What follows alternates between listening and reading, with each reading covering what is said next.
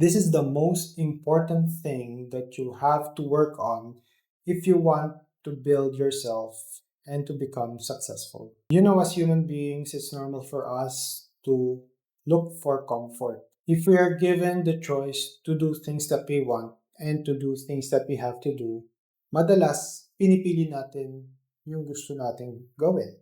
Kasi yun ang nagpapaligaya sa atin. And there's one thing na pumipigil sa atin when it comes to making that decision. And that thing is discipline. Disiplina. Disiplina sa sarili, sa pag-iisip. Kung pagpipili mo ng mga gagawin mo today, tomorrow, the next day, what makes you do what you have to do is the discipline. When we were young, we are disciplined by our parents to do what we have to do. They're giving us directions.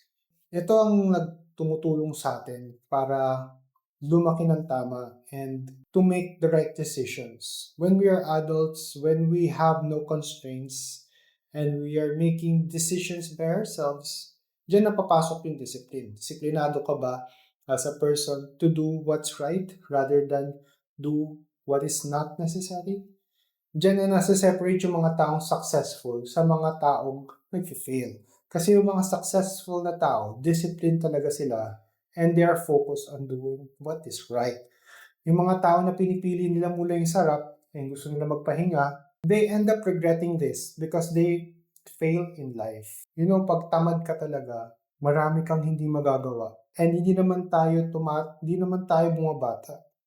As time goes by, a lot of opportunities are wasted. So if you learn to become disciplined early on, the more of a better chance we have to become successful. It's natural for a person to hate doing things that are very taxing, tulad ng mga chores, yung sa mga bagay na tulad ng pag-exercise. There's always a resistance Parang ayaw mo talaga kasi mahirap. But you know in yourself na kailangan mong gawin yun. Hindi mo dapat yan palagpasin. Hindi mo dapat yan kalimutan. You really have to do it. Discipline is what changes you. And if you become disciplined, you will build more habits. Yung mga habit na yan na yung mag-start ng system mo to become successful.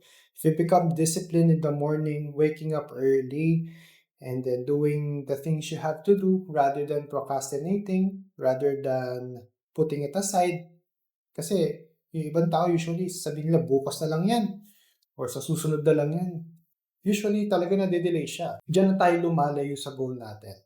For example, if you want to start a business, but rather than planning for your business, you procrastinate. You watch TV, you watch Netflix, you play video games, hindi mo talaga makukumpleto yan. Hindi mo mapapagplanuhan yung business mo, which is very sad, but it's true. A lot of us tend to put things aside.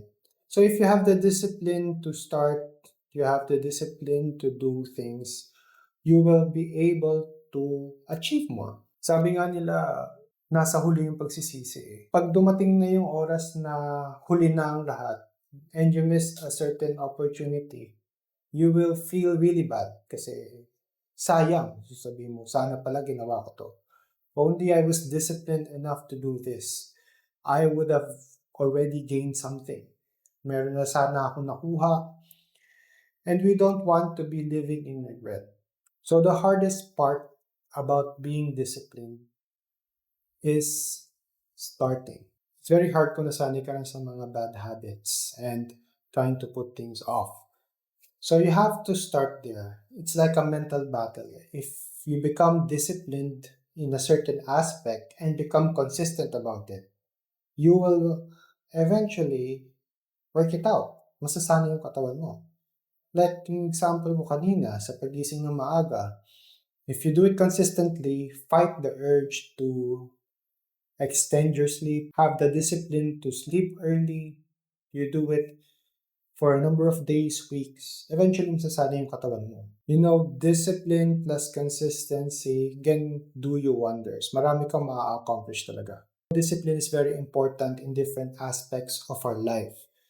Tulad na lang sa health. if we become disciplined with eating the right food and avoiding things that are unhealthy, marami talagang unhealthy food out there like fast food, yung mga canned goods, napakadali eh. They're made like that. Kaya nga bumibenta yung mga product na yan eh. Because they're easy to get. But they are bad for you. If you become disciplined enough to stop yourself, if you become disciplined enough to plan your meals, yan ang tutulong sa'yo to have a longer life. You know, napakakonti lang ng mga taong gumagawa niyan. Kaya maraming tao nag-fail and konti lang yung nagsasucceed. Ang daming tao na naiinggit sa mga taong napaka-okey ng itsura nila, ang ganda ng katawan nila, pero they have no idea how that person achieved that, and that is through discipline, you know? If you're disciplined in doing things over and over again, diyan mo makukuha yung mga goals na gusto mong makuha. When it comes to financial matters, if you become disciplined with handling your money, tulad ng sa pagbili ng mga luho, if you set aside buying things that you don't really need and focus on like things like saving or saving something for a future investment, yun ang mga bagay na ikakasaya mo in the long run. Yun ang talagang mafe-feel mong worth it. And then yung mga luho na yan, although talagang nakakapagbigay siya ng joy sa'yo, ng satisfaction, it's really just a short-term thing. You know, yung luho na yan is for people who have excess. Kung mayaman ka and you have money to burn, that's okay. You can buy whatever luho that you like. Pero if you're a person who is so-so lang or you're struggling, you have to be disciplined enough to say, wag muna. I have my focus. Focus ako dito and I will do this first. So besides health and finances, we also have to be disciplined about our work. Kung gaano tayo ka-focus sa work natin and how we do things. If we become a person who is disciplined enough to follow the system that you create for yourself, this will eventually lead to a better you. No, napakadali kasing isipin na gagawin ko to, gagawin ko yan. Pero pag nandyan na yung time na yun, minsan mawawala yung focus natin. Mapupunta tayo sa mga ibang bagay na hindi naman importante. And then that will lead to delays. No, kung naging focus ka, naging discipline ka, sana nakuha mo na yan in this amount of time. Pero dahil nga nawawala ka sa focus mo, it tends to be longer. And sometimes yung mga opportunity na dapat nakukuha mo is nawawala. Being disciplined is easier said than done. But if you start with small steps, you will eventually go a long way. You know, sabi nga nila, 1 step forward, 2 steps back is not a good thing. Dapat 2 steps forward, 1 step back. Kasi in that way, nagpo-progress ka pa rin eh. You know, every time we try to do something, we try to be disciplined, may darating din yung panahon na magkakamali ka or mawawala ka, ma-off track ka. And that's fine, that's normal. Don't let that thing stop you from continuing your journey. Kasi tao ka lang, normal yun. Pero yung titigil ka, totally, dyan na yung nag-lead sa failure. You know, try to assess yourself. Tingnan mo yung mga ginawa mo, ano ba ang nag-cause ng pag-off track mo. No, hindi naman porket na nagkamali ka or hindi mo na sinunod yung routine mo is wala na, hindi ka na disciplined. You know, it's a work in progress. No, it's better to be disciplined 80% rather than not being disciplined at all.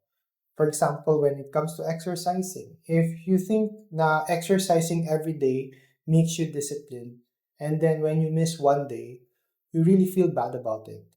Hindi okay yun. Kasi sometimes that will lead for you to stop. Parang nadi-demotivate ka na. Parang, ay, nakat ko yung routine ko. Sayang, 3 months na akong discipline, tas nawala. Ay, ayoko na. Parang tinatamad na ako. Parang ayoko na talaga. That's normal, you know, that happened to me. But you have to bounce back. You don't have to dwell on your mistakes too much. Kung nag-miss ka ng isang araw, okay lang. Get back into it. Yun ang importante. Just continue moving forward and just do the things that you have been doing before. Maintain consistency. We also have to learn to assess ourselves, look at our progress. Kung nakikita natin na okay naman ngayong month and the next month, try to reward yourself. Celebrate the small wins, sabi nga ng iba.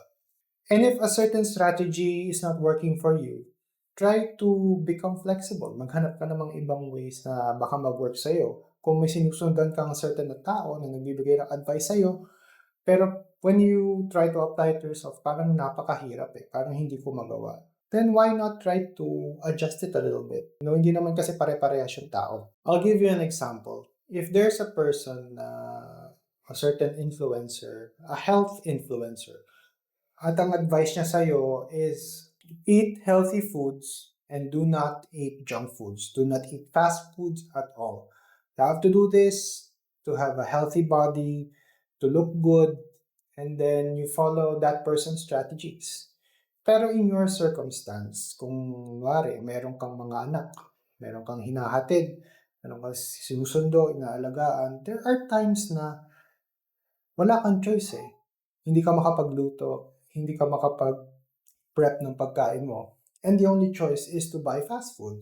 So, ibig sabihin ba nun, hindi na nag-work yung strategy niya sa'yo? But you have to adjust.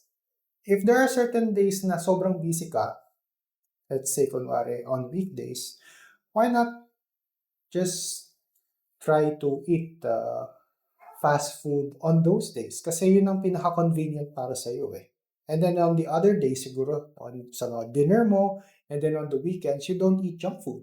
Or maybe when it comes to your calories, siguro you have to lessen your calories at night or do more fasting, intermittent fasting.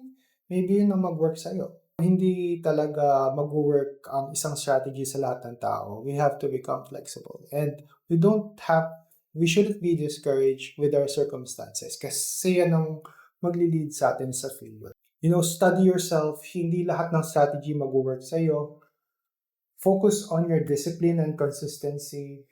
And then try to improve every day and try to maintain things. Just keep on doing the things that you're doing, and then after a few months, mapapansin mo na malaki na yung changes sa buhay mo. You're eating healthier, you're exercising more, mas okay yung workflow mo, mas nababalance mo yung buhay mo, rather than having an unfocused life, undisciplined life. Masyado mong pinipili yung nagpapasarap ka, that will only lead to regret in the end. Show up every day. At least, do the minimal thing. Kung mag-exercise ka 5 minutes, at least nakapag-exercise ka for 5 minutes, hindi 0. The little things that you do will build up, and that will lead you to your success. Mapa-health man yan, or mapa-financial man. Just keep doing it, and eventually, you will get there. Do you agree na discipline ang kailangan mo sa buhay mo para mag-succeed? Isa ka bang discipline na tao and you think na okay yung ganitong mindset? Lagay nyo lang sa comments yung mga stories nyo. And if there's anything that you're interested in that you would want me to share, just put it there and I will try to make videos about it.